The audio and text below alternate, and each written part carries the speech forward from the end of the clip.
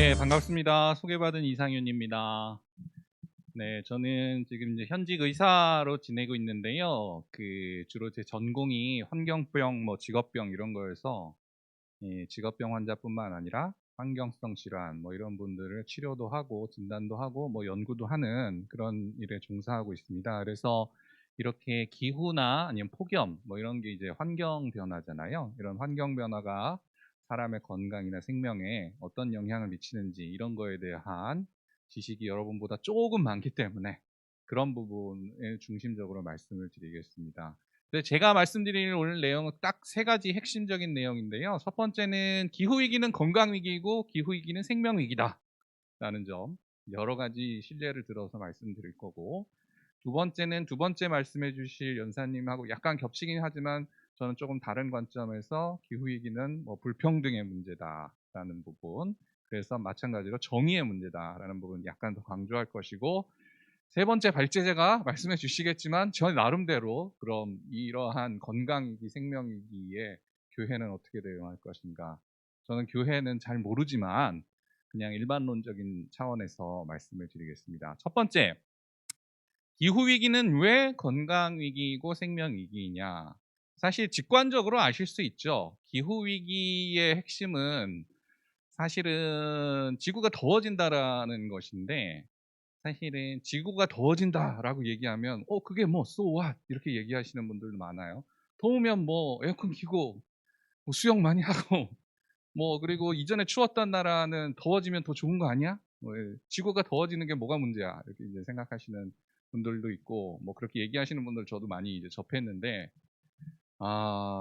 사실은 기후 위기가 가지고 있는 건 지구가 더워짐으로 인해서, 저는 그쪽은 전문은 아니고 저도 선생님들한테 많이 배웠는데, 이 기상이 예측 불가능성이 되게 커지고 그럼에 따라서 굉장히 기상 이변이 많이 생기고, 그래서 자연 재난이 많이 발생한다는 게 또 기후 위기의 가장 큰 특색이라고 하더라고요. 그래서 홍수나 산불이나 아니면 이 해일이나 이런 것들, 폭우나 태풍이나 이런 것들이 과거에도 많이 있었지만 이제는 점차 그 규모나 크기나 아니면 길이나 이런 것들이 훨씬 더 강해진다는 것이고, 무엇보다도 큰 특징은 예측 가능성이 없어진다. 네. 사실은 이 기후 기상 현상이 인간 생활에, 사실은 일상생활뿐만 아니라 경제에도 그리고 사회생활에도 굉장히 중요한, 그래서 사실 경제하시는 분들 중에 이 기상 정보를 따로 비싼 돈 내서 구매하시는 분도 있거든요. 이게 굉장히 중요하기 때문에. 그게 예측 가능성이 없어진다는 거는 사실 경제에도 그리고 우리 일상생활에도 굉장히 큰 타격이 있다는 것을 의미하겠죠. 그런데 이 두 가지 특성, 더워지고 이런 예측 가능하지 못한 자연재난이 많이 발생하고 심각하게 더 길게 발생한다는 건 당연히 우리 건강에 영향을 미치겠죠. 폭염이 사람을 죽인다. 이건 이제 여러분들 너무나 잘 아는 사실이죠. 실제 2018년에 한국도 기록적인 여름의 무더위를 기록하면서 많은 분들이 돌아가셨습니다. 특히 만성질환자, 노인을 중심으로. 뒤에서 말씀드리겠지만 폭염은 건강한 성인은 죽이지 않아요. 네, 주로 나이 드신 분들 또는 만성질환을 앓고 계시는 분들. 건강한 성인들 중에서 어쩔 수 없이 자신의 의지와 상관없이 야외에서 오래 폭염 기간에 일하셔야 되는 그런 노동자분들이나, 그런 노동자분들 중에서도 사실은 그렇게 일하다가 물 한 모금 먹일 수도 없고 시원한 데서 쉴 수도 없는 그런 분들만 사실은 건강을 위협받지, 건강한 성인은 날이 더워져도 몸에 이 온도 준추가 있기 때문에 날이 더워도 죽지는 않습니다. 다 거기 적응해요. 더워지면 땀 흘리고 막 이렇게 해서. 근데 노인이나 만성질환자들이 많이 돌아가시죠. 그런데 여러분들도 아시다시피 전 세계적으로, 그리고 한국도 마찬가지지만 인구 고령화 현상이 굉장히 심각해졌습니다. 그리고 점점 더워지고 있는 지역에 노인들이 많습니다. 네. 유럽, 북유럽, 유럽, 서유럽 이런데 엄청 점점 여러분들도 뉴스를 통해서 보셨겠지만 2017년, 18년 파리 이런 데서 엄청 평균 기온 한 40도 되면서 많은 사람이 죽었다, 이런 얘기 들어보셨어요. 그런데 왜 그렇게 많이 죽느냐? 거기 나이 드신 분들이 많고.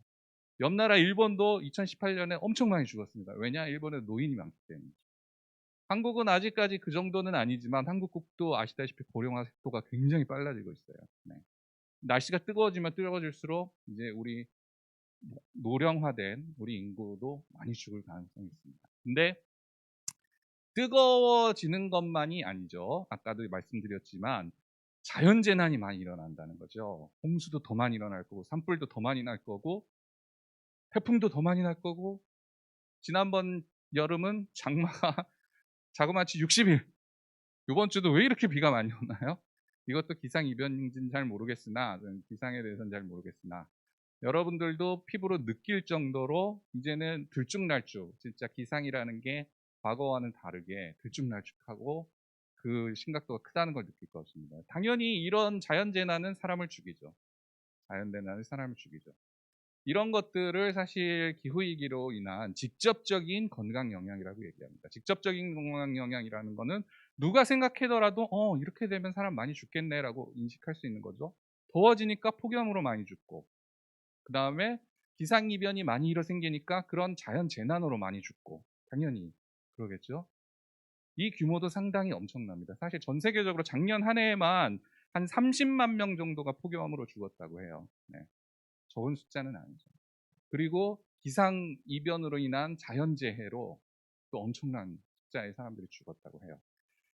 근데 더 심각한 거는 이거는 빙산의 일각일 뿐이라는 것이죠. 간접적인 영향, 훨씬 더 심각하고 큰 것이 뒤에 기다리고 있습니다. 뭐냐?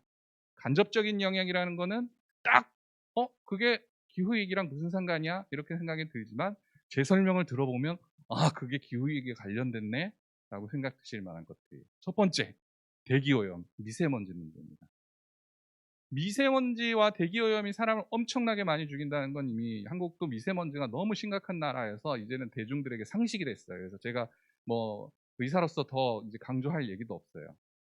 그래도 한 가지 통계를 말씀드리면 전 세계적으로 대기오염 한 가지 요인만으로 1,000만 명이 1년에 죽어간다고 해요. 1,000만 명.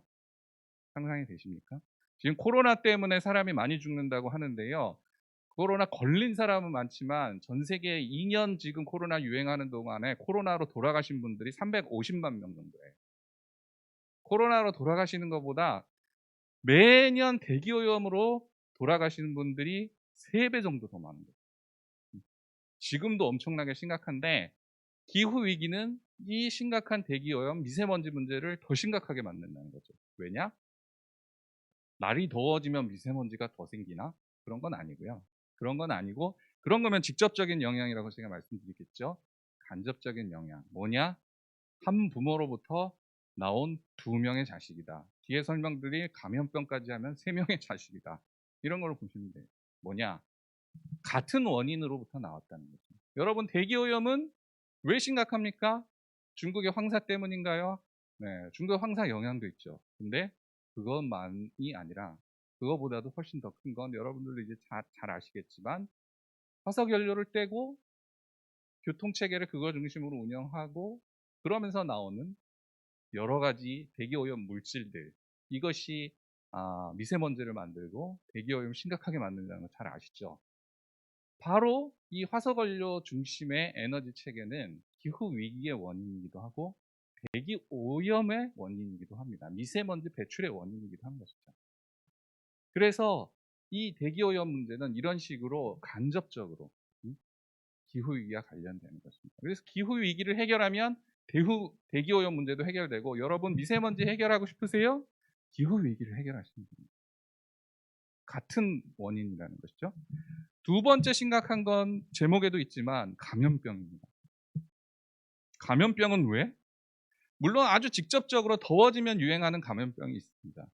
흔히 의학자들이 매개성 질환이라고 얘기하는 건데요.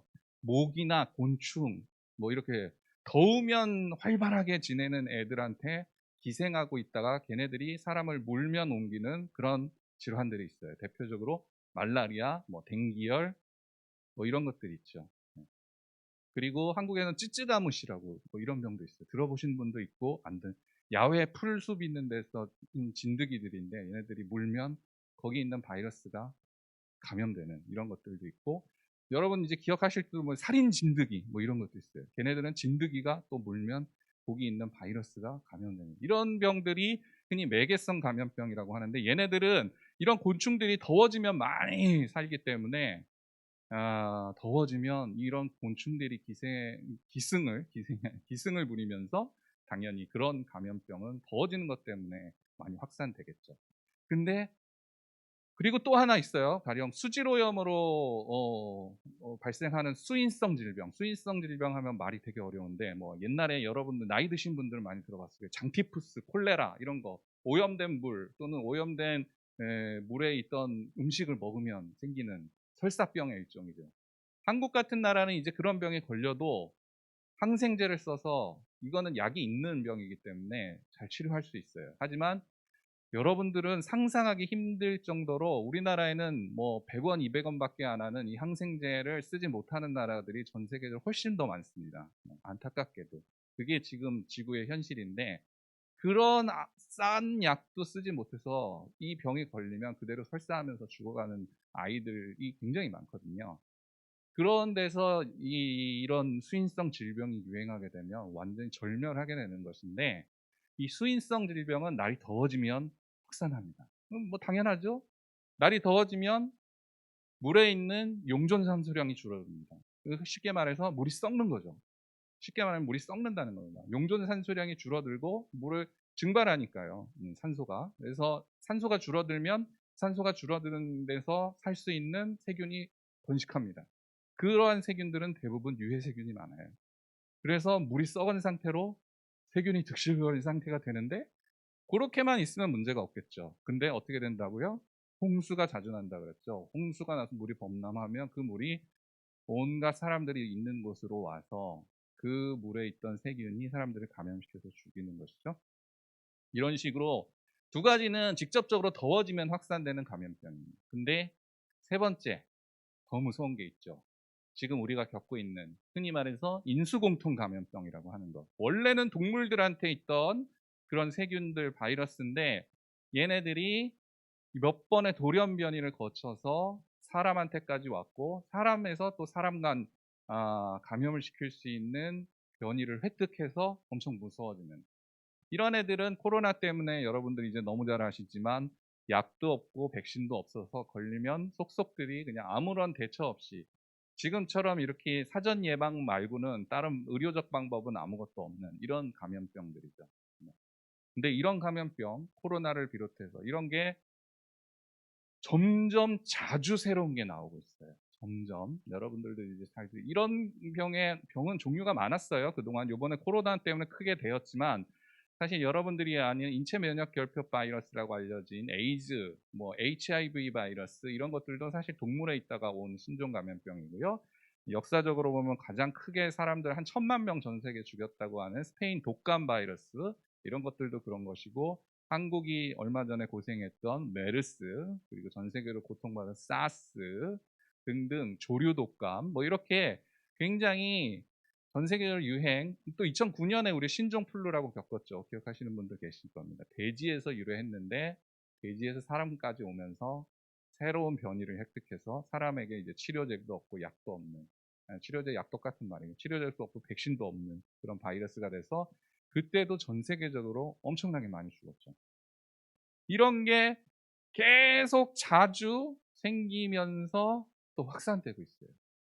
코로나 끝은 날 겁니다. 여러분 코로나 때문에 너무 힘드시죠? 네. 교회는 특히 더 많이 한국 교회는 고통받고 힘들고 계시리라고 생각하는데, 코로나는 그래도 끝날 것입니다. 여러분. 끝나죠. 당연히. 근데 문제는 코로나가 끝났다고 해도 이런 바이러스가 또 온다는 겁니다. 또 온다는 것이고요. 거기에 심각성이 있는데, 여기에 기후위기가 관련되어 있습니다. 날이 더워진다고 해서 이런 바이러스 돌연변이가 많이 생기는 것은 아니고요. 여러 가지 간접적인 경로로, 가령 예를 들어 가장 대표적인 경로는 그런 거예요. 날이 더워지는 이유는 이것도 마찬가지로 아까 말씀드렸지만 대기오염과 마찬가지로 같은 원인에 의한 두 가지 결과라고 보시면 되는데, 사실 이런 신종 감염병이 주로 생기는 이유를 학자들이 연구를 해봤더니 크게 한 서너 가지 돼요. 첫 번째는 도시화가 전 세계적으로 너무 진행됐다. 인류 역사상 이렇게 좁은 공간에 사람이 밀집해서 산 적이 없어요. 지금은 여러분들 제3세계나 이런 데도 사람들이 다 도시에 모여 살지 지역에는 사람이 없어요. 네. 아프리카나 뭐 동남아시아나 이런 지역에도 지역에는 사람이 없어요. 여러분들 뭐 선교나 이런 거 가시면 아시겠지만 그런 나라들에도 이제는 도시 말고는 지역에는 사람이 없어요. 다 도시화됐습니다. 전 세계 거의 모든 국가가 도시화돼서 전 세계 모든 국가가 아주 좁은 공간에 사람이 밀집해 있어요. 이거는 천혜의 조건입니다. 신종 감염병이 발생되고 확산되는 천혜의 조건입니다. 두 번째, 세계화. 코로나도 그랬죠? 중국에서 생긴 지 며칠 만에 전 세계로 확 퍼졌어요. 있을 수 없는 일이었어요. 옛날에는 뭐 신종 감염병이 있더라도 그 지역에서만 막 돌다가 그냥 사그러들고 이랬지 며칠 만에 전 세계에 확 퍼지고 상상도 못하던 일이었어요. 근데 이번에 됐죠? 왜냐? 전 세계가 항공이나 이런 걸로 일회생활권이 됐어요. 경제적 이유건 뭐 아니면은 뭐 관광의 이유건 엄청나게 전 세계 사람들이 항공을 타고 많이 이동을 하죠. 배편을 타고도 많이 이동하고 이제는 뭐 한 곳에서 새로운 바이러스가 터지면 전 세계 다른 곳으로 퍼지는 건 시간 문제예요. 아주 쉽게 퍼져요. 세계화. 세 번째는 토지 이용의 변화라고 전 세계적으로 산림이 엄청나게 훼손됐습니다. 그건 알고 계시죠? 지구의 산림이 엄청나게 훼손되고 그 산림을 깎아서 뭐 하고 있냐? 특정 농작물을 키우는 플랜트를 만들어서 키우고 있거나 깎아서 거기에 엄청나게 대규모 축산 농가를 만들거나 깎아서 거기다 빌딩 짓고 건물 짓고 이러고 있죠. 네. 산림이 무너지는 게 이제 자연에 뭐 하여튼 온실가스를 흡수하거나 뭐 이런 능력도 떨어져 허파라고 하죠. 허파 이런 문제도 있지만 산림이 그렇게 훼손돼서 토지 이용이 그렇게 변화가 생기게 되면 이거는 감염병에도 영향을 주는 것이 산림에 있던 야생동물은 어디 가란 말입니까? 산림에 야생동물이 있었죠. 산림을 밀어버리죠. 얘네들 어디 가죠? 그런 사람 사는 데로 내려오죠. 네. 농가로 내려오고 축산가로 내려오고 축산가에 가축들이 있었는데 가축들에 접촉하면 바이러스 돌연변이가 더 생기죠. 일례로 조류독감의 원인을 측정해 봤더니 그렇게 산림을 샥 밀어버렸더니 이 철새들이 이동 경로가 있는데 철새들이 늘 일정한 이동 경로로 이동한다는 건 아시죠? 네, 일정한 이동 경로로 이동하는데 걔네들이 갑자기 경로를 이동했어. 바꿨어. 왜 이동했냐 봤더니 이 산림이 많이 없어지니까 얘네들이 그 경로를 이동한 겁니다. 그래서 옛날에는 이 산 쪽으로만 가던 애들이 사람 사는 쪽으로 하늘로 이제 오기 시작했어요. 걔네들이 배설물을 떨어뜨리잖아요.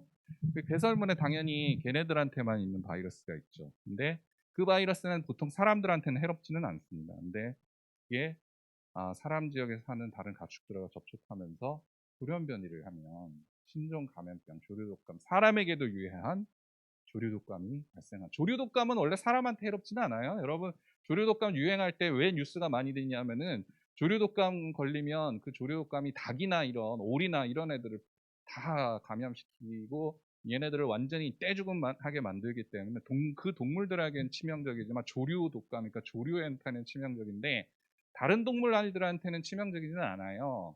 근데 얘네들이 돌연변이를 일으킨다는 거죠. 돌연변이를 일으켜서 사람에게 감염될 수 있는 능력을 획득하면 그때는 약이 없는 엄청 무서운 바이러스가 되는 것이죠.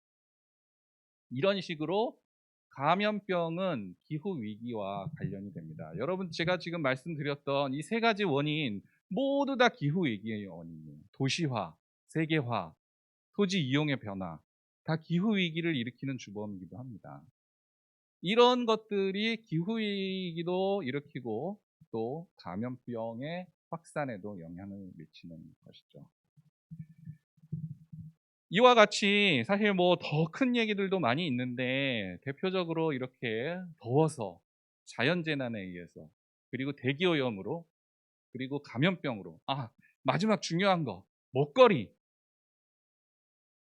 날이 더워지고 기상이변이 많이 발생하면 우리의 식량 자원이 줄어듭니다. 지금 벌써 곡물 생산량이 감소 추세로 돌아갔다는 여러 연구 결과들이 발표되고 있어요. 지금도 전 세계에 뭐 통계에 따라 조금 다르지만 6억 명 내지는 8억 명이 먹을 게 없어서 굶어 죽고 있어요. 죽지는 않더라도 기아에 시달리고 있죠. 근데 지금 생산량으로도 그렇게 되고 있는데 이 생산량이 곡물 생산량이 좀 줄어들고 있습니다. 왜냐? 더우면 사막화가 되거나 아니면 기상이변이 많이 발생하면 쌀도 뭐 생산량이 줄어들거나 밀도 생산량이 줄어들겠죠, 당연히. 이 농업은 당연히 기상의 영향을 많이 받을 수밖에 없는 거잖아요. 농작물뿐만 아닙니다. 수자원 역시도 해수면 평균 기온이 상승하면 산호가 죽는다고 합니다. 산호가 죽으면 자연 생태가 변하고, 산호는 별거 아닌 것 같지만 거기에 온갖 바다 미생물들이 서식하는 곳이어서 거기가 죽어버리면 바다에 떼죽음이 생긴다고 해요. 근데 이 산호가 온도에 민감한데 이 해수면이 올라갈수록 산호가 죽는다고 합니다. 근데 지금 벌써 한국 근해도 해수면이 온도가 상승했다는 걸 여러 학자들이 발표하고 있죠. 수자원도 고갈될 가능성이 있습니다. 식량 자원이 줄어드는 거죠. 지금도 기아 문제가 심각한데, 먹거리 문제가 심각한데 이게 더 심각해질 가능성이 있는 것입니다. 이와 같이 여러 메커니즘, 여러 경로로 기후 위기는, 그리고 이 더위는 사람을 죽입니다. 네, 사람을 죽이고 병들게 합니다. 그런데 더 심각한 건 이렇게 죽이고 병들게 하는 게 모든 사람에게 동일하지 않다는 것이죠. 여러분들도 코로나 겪으면서 느끼셨겠지만 바이러스는 모든 사람에게 평등해요. 네, 바이러스는 뭐 부자한테 접촉했는데 안 걸리고 뭐 가난한 사람한테 접촉하고 걸리고 이런 건 아니죠. 근데 바이러스가 가는 길이 사회 경제적 불평등에 따라서 다르게 요소가 되죠. 마찬가지입니다. 더운데 오래 있으면 노인들은 누구나 부자든 가난한 사람인 건 오래 있으면 죽어요. 그런데 부자들은 더운데 오래 있을 일이 있습니까? 없죠. 네. 대부분 더울 때 돌아가시는 노인들은 에어컨도 킬 수 없고 선풍기도 못 켜는 그런 환경에서 어디 나가지도 못하고, 요즘에 그래도 이제 한국 사회에 무더위 쉼터라든지 이런 게 생겨가지고 그때 조금 피할 수 있는 환경들이 생겼는데 그런 것도 못 하시는 분들이 돌아가시는 거거든요. 그리고 야외에서 일하는 노동자분들 중에서 자기가 더우면 사실 물 좀 마시고 더운 데서 쉬면 안 죽어요. 근데 그 어떤 땡볕에서도 자기가 그 권한을 갖지 못하고 일하는 그런 사람들, 이런 사람들이 더위에 죽는 거거든요. 대기오염도 마찬가지입니다. 미세먼지는 모든 사람들한테 평등할 것 같죠? 전혀 그렇지 않습니다. 미세먼지로 인한 건강 영향도요, 이 사회경제적 격차에 따라서, 그리고 연령대별로, 특히 미세먼지는 아이와 노인에게 해롭죠. 그래서 종합적으로 말씀드리면 뭐 전 세계적으로 이 불평등한 문제는 뒤에 이제 두 번째 발제자님께서 말씀해 주시겠지만, 한 국내에서도 보면 사회경제적 격차에 따라서, 또 이 아이냐 아니면 노인이냐 또 여성이냐 남성이냐 이런 거에 따라서 훨씬 더 기후위기는 불평등하게 영향을 미칩니다. 그래서 이 문제를 해결하지 않고 놔두면 기존에도 우리 사회의 가장 큰 문제는 불평등이죠. 사회경제적 격차가, 불평등이 너무 심화돼서 지금 그것이 굉장히 많은 부작용을 낳고 있습니다. 그런데 이 불평등을 기후위기는 더 심화시키는 방향으로 가져가는 것이죠. 해결하는 게 아니라 차라리 기후위기로 인해서, 저는 그런 표현을 많이 쓰는데, 혜성이 지구에 꽝 박치게 해서 한날 한시에 부자건 가난한 사람이건 아이건 노인이건 여성이건 남성이건 할 것 없이 한날 한시에 다 죽는다, 뭐 이러면 저는 뭐 받아들일 용의가 있습니다. 네, 받아들일. 근데 그거는 뭐 어떻게 할 수도 없는 거잖아요. 해성이 오는 걸 미리 예측해서 뭐 피할 수 있을까요? 뭐 그런 것도 있겠지만, 저는 근데 뭐 오케이. 근데 그게 아니라는 거죠. 기후위기는. 기후위기를 아무 대응하지도 않고 이렇게 있으면요, 자원이 없으신 분들, 권력이 없으신 분들, 아이들, 노인들, 여성들이 훨씬 많이 죽는다. 너무 말이 안 되지 않나요? 지금 이 권력 체계, 이 사회 경제적 체계에서 이득을 보는 사람들은 하나도 안 다친다는, 하나도까지는 아니지만 거의 안 다친다는 거예요. 없는 사람들이 더 다친다는, 더 죽는다는 거죠. 그래서 이 기후 위기를 해결해야 되는 겁니다. 교회는 어떻게 할 것인가? 교회는 사실은 짧게 하겠습니다. 세 가지 역할이 있다고 보는데요. 첫 번째는 당연히 교회도 기후위기 시스템에 기여하고 있는 부분이 있겠죠. 여러분들 한번 냉정하게 교회의 시스템을 평가해 보십시오. 기후위기에 가장 큰 영향을 미치는 것은 에너지 체계, 교통 체계, 먹거리 체계, 뭐 기타 등등도 있지만 요 세 가지라고 하는데, 교회가 실제 지금 에너지 체계를 기후위기 해결을 위한 체계로 쓰고 있나? 교회가 교통과 관련돼서 그렇게 하고 있나? 교회가 먹거리 체계와 관련해서 지구를 살리기 위한 먹거리 체계에 노력하고 있나? 냉정하게 평가해서 교회가 그렇지 않다면, 특히 대형 교회들은 에너지를 굉장히 많이 쓰고 있을 가능성이 많은데, 여러분, 여러분도 바뀌셔야 돼요. 교회도 에너지 체계나 교통 체계나 먹거리 체계 스스로 바꾸는 거 해야겠죠? 근데 그것도 중요하지만, 두 번째는 당연히 교회도 이 사회 구성원으로서 원 오브 댐이죠. 시민사회의 하나의 구성원으로서 이 심각한 불평등과 정의의 문제인 기후위기 문제 해결에 같이 어깨를 곁고 싸워 주셔야 될 그런 역할이 있는 거죠. 일반적인 시민 세력으로 말이죠. 그리고 세 번째는 또 교회만이 가지고 있는 특수성이 있을 거라고 생각되는데, 치유자로서의 역할이 있습니다.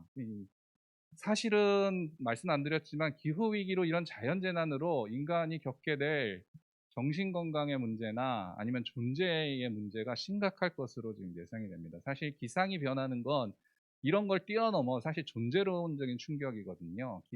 사람도 사실 자연의 영향을 안 받는 것 같지만, 이 자연이 예측 가능한 시스템으로 돌아가고 있기 때문에 여러분들이 이거를 신경 안 쓰고 있는 거지, 이 자연이 예측 가능한 시스템으로 돌아가지 않는 순간 여러분들에게 미칠 정신적 충격이 어마어마합니다, 사실은. 그래서 정신 건강도 엄청나게 영향을 받는다는 연구가 많이 있는데, 저는 정신 건강이라는 표현을 쓰지만, 이제 목회자분들이나 교회에 계신 분들은 이 지역 사회에서 이런 걸로 고통받는 자들과 함께 하시면서 이분들을 치유해야 될 역할들이 점점 더 커질 것입니다. 자연재해날 더 발생할 거고요.